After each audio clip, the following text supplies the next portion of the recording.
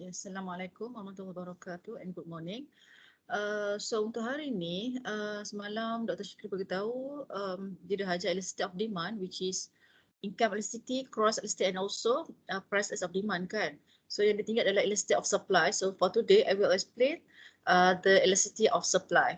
So hopefully you dah belajar elasticity of demand tu kan, how to calculate price elasticity of demand, cross elasticity of demand and also income elasticity of demand. Harap hopefully dah faham lah. Okay, so for today kita just proceed dengan list of supply. Okay, sikit je. So saya share screen saya. So this is the price of supply. Okay, so what is mean by price of supply? So it means we want to measure the responsiveness of the quantity supply due to the change in its price. Okay, kita nak ukur banyak mana perubahan apabila berlakunya perubahan dalam harga. Okay, menyebabkan quantity supply itu juga berubah. So banyak mana berubah. Kalau harga berubah, quantity supply itu berubah dengan banyak, it means supply is elastic. Okay, maksudnya perubahan harga itu menyebabkan quantity supply itu berubah dengan banyak. Maksudnya sensitif lah. Maksudnya seller tu sensitif lah dengan perubahan harga barang tu. Okay, so the formula to calculate price of supply is percentage change in quantity supply divided by percentage change in price. So after we simplify this formula, so this is the formula lah, Q2 minus Q1 over Q1 times P1 over P2 minus P1. Q2 refer to new quantity, Q1 is original quantity. Okay, formula dia hampir sama je dengan price list of demand. But at the end of the calculation, okay, you punya jawapan adalah at the end you akan dapat jawapan positif je. Why? Because this is supply kan. So according to the law of supply, when price increases, quantity supply also increase. So it shows a positive relationship between price and quantity supply. So memang jawapan dia selalu positif. Okay, sebelum ni you belajar price and of demand, jawapan dia selalu negatif kan. Because of according to the law of demand, when price increases, quantity demand will decrease or vice versa lah sebaliknya. Dia bertentangan. Bila harga naik, quantity turun. Okay, so hubungan selalu negatif sebab tu jawapan dia negatif lah. But price as a supply, the answer always positive. Okay, sama je jalan kira dia pun. Okay. Okay, next. So after you calculate price as of supply, actually we want to determine the level of elasticity, degree of elasticity of supply lah. Okay, dia lebih sama je macam demand. Okay, degree of price of demand. Okay, first is if your answer is more than one, example 1.2, 3.0 kan. So supply is elastic. What is mean by supply is elastic? It means a smaller percentage change in the price of a product will lead to a bigger percentage change in quantity supply. Okay, perubahan harga kecil saja menyebabkan perubahan besar dalam quantity supply. Okay, contohnya, okay, this is the original price kan. Okay, PO, QO, dan bila harga naik sikit saja. Okay, supply elastic, supply curve more flat, dia lebih landai. Okay, tengok sini ya, harga naik sikit kan. Harga naik sikit tapi quantity supply akan berubah dengan banyak. Kan, seller kalau dia tahu harga barang tu naik kan, walaupun sikit je dia akan jual lagi banyak. Betul lah kan? Okay. So supply is elastic for this good lah. Okay, your answer is kan, you calculate tadi guna formula tadi, if your answer is less than 1, example 0.8, 0.9, 0.5 kan. So supply is inelastic. What is mean by supply is elastic? A bigger percentage change in the price of a product will lead to a smaller percentage change in the supply. Perubahan harga yang besar menyebabkan perubahan kecil di dalam quantity supply. Okay, so this is the example dia lah. Okay, ini harga asal dia, PO, QO. Okay, then bila harga naik banyak, tengok quantity naik juga tapi sedikit sahaja. Okay, maksudnya supply for this good is inelastic. Okay, if unitary elastic pula equal to 1, okay, a percentage change in price equal to percentage change in quantity supply. Okay, kalau harga naik 1%, okay, ini POQ ataupun turun 1%, quantity pun akan naik 1% jugalah. Kalau harga naik 1%, quantity pun akan naik 1%. Okay, assume sama Okay. Infinite ataupun perfectly elastic supply. Okay, tengok dia punya supply is horizontal. A smaller percentage change in price leads to an infinite or changes in quantity supply. Perubahan harga dia sangat kecil tapi dia punya perubahan dalam quantity berterusan. Okay, infinite lah. If your answer is equal to 0, the quantity supply does not change even though the price changes. Okay, walaupun harga tu berubah, naik ke turun ke, quantity dia still sama, constant. So itu adalah perfectly inelastic. Okay, so last slide. Okay, determinants of price, elasticity of supply. Okay, determinants of price, elasticity of supply. Okay, demand.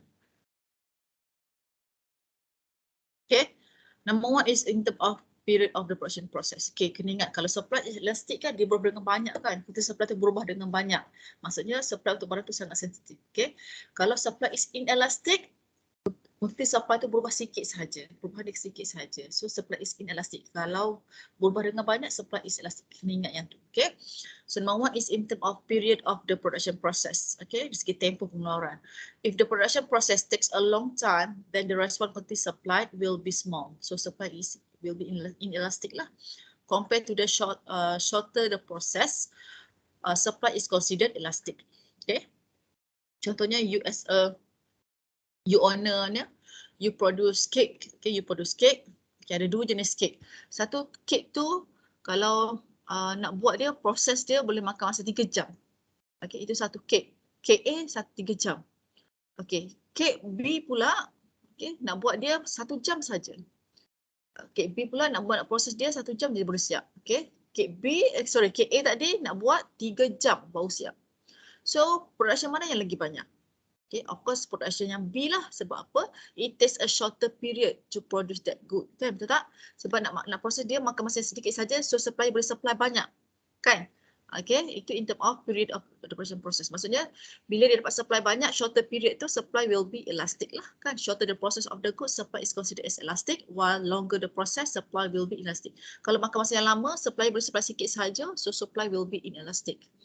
In term of time frame for supply, okay. Dalam satu produk pun ada time frame kan, okay. Example agriculture product, okay. Agriculture product biasanya kalau you tanam hari ni, you tak boleh dapat esok kan, you tak boleh dapat seminggu, maybe dapat 3 bulan baru dapat harvest, 6 bulan, depends pada pokok apa you tanam contohnya lah kan. Okay, so if it's short run, supply will be inelastic.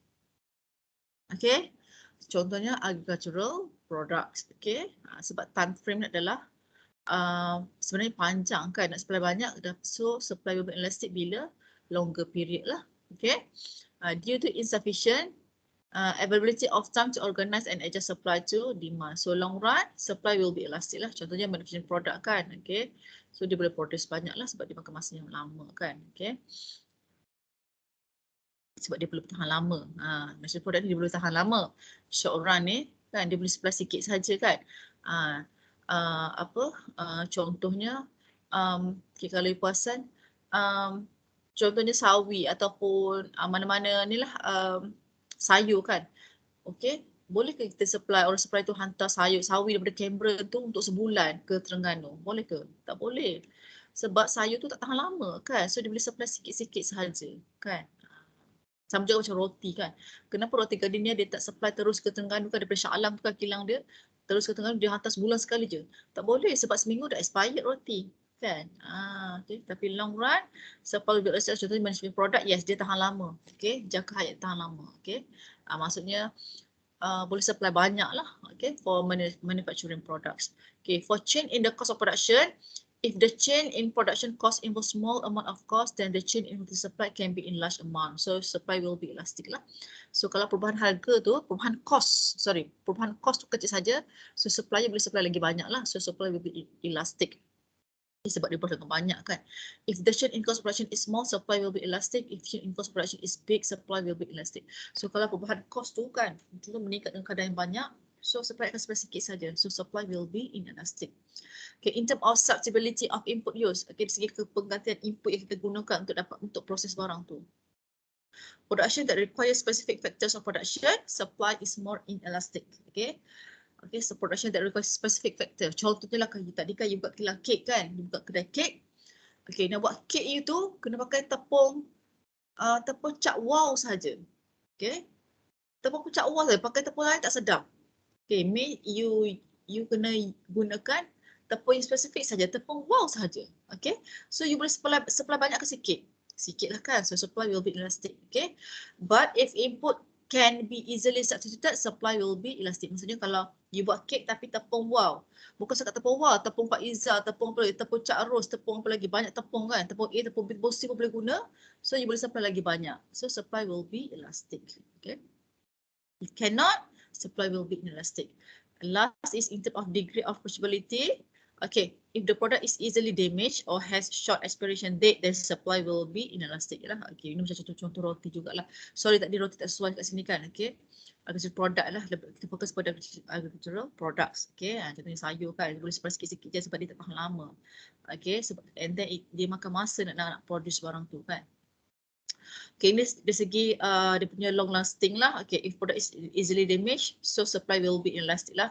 Contohnya roti tadi kan, roti tu cepat rosak kan. So kita boleh supply sikit-sikit sajalah. So supply will be inelastic. Okay, and compared to low perishability, maksudnya yang tahan lasak lah ni. Okay, yang dari segi kerosakan dia rendah. So supply will be elastic. Contohnya manufacture product. Okay, contohnya barang yang dating kan, itu biasanya tahan lama 2-3 tahun kan. Tapi kalau yang baru cepat rosak, contohnya roti, agricultural product itu cepat rosak. So dia high perishability lah. So supply will be inelastic. Okay, so that's all for today.